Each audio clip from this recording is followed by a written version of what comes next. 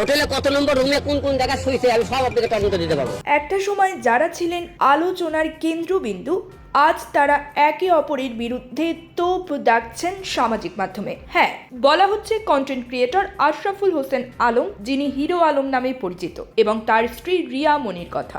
নানা নাটকীয়তার পর অবশেষে এই জুটির সম্পর্কের ইতি ঘটল।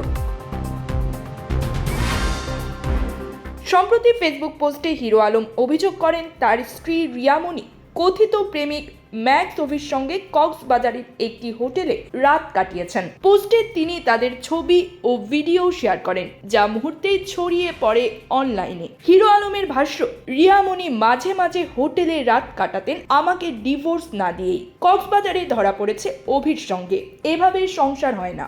এ বিষয়ে জানতে চাইলে রিয়া মনি একটি গণমাধ্যমকে বলেন, হ্যাঁ, আমি তাকে তালাক দিয়েছি। সে আগের চেয়ে অনেক বেশি সমস্যা করছে, তাই আজই আইনি প্রক্রিয়ার মাধ্যমে ডিভোর্স দিয়েছি।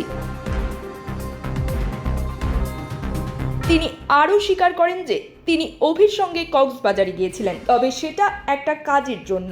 এর আগেও নানা কারণে আলোচনায় ছিলেন এই দম্পতি।